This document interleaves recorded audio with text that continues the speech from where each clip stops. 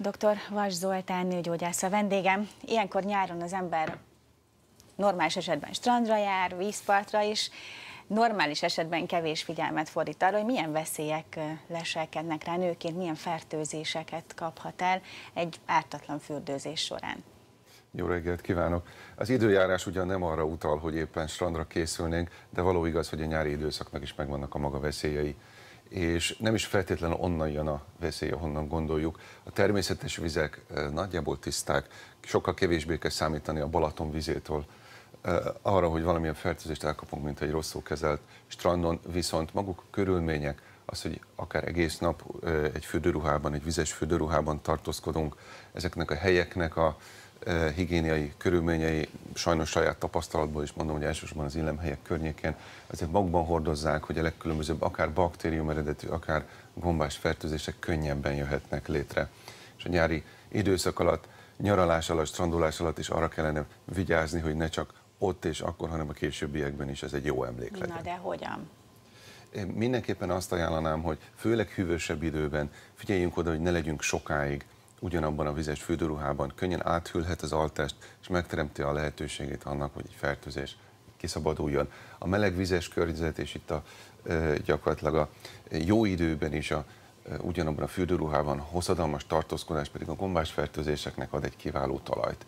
Én azt gondolom, hogy egyrészt azoknak az elővigyázatossági intézkedéseknek a betartása, tehát hogy valóban ne engedjük, hogy áthűljön a testünk, másrészt pedig, ha a legkisebb jelét is észleljük annak, hogy valami gond lehet, akkor vagy használjuk olyan szereket, amelyek recept nélkül hozzáférhetőek, ismerjük őket, mint hogy a saját tüneteinket, vagy forduljunk szakemberhez. Hogy ezt mondja, mert én pont azt gondoltam, hogy az orvosok nem szeretik, amikor a páciensek magukat gyógyítják, és akkor kitalálják, hogy mi lehet a probléma, és próbálják kezelni a reklámukból látott módon magukat. Így van.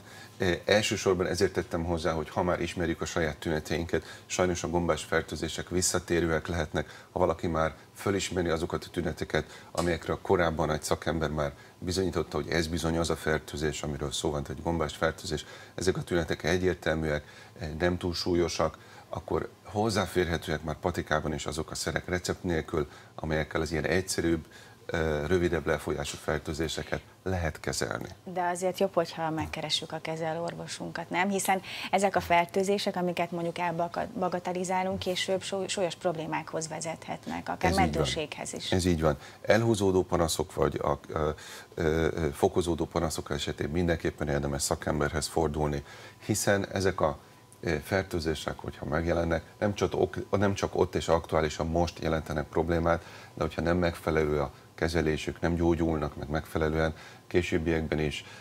Én ugye meddőséggel is foglalkozom intenzíven, sajnos az ilyen eseteknek is egy jelentős része azért alakul ki, mert korábban akár évekkel, évtizedekkel korábbi kismenencei gyulladások, fertőzések, akár ilyen, vagy akár más szexuális úton terjedő betegségek kezelése nem történt meg szakszerűen, és jóval később szembesülünk aztán olyan gondol, amit már akkor adott esetben csak egy asszisztált reprodukciós technikával lehet áthidalni.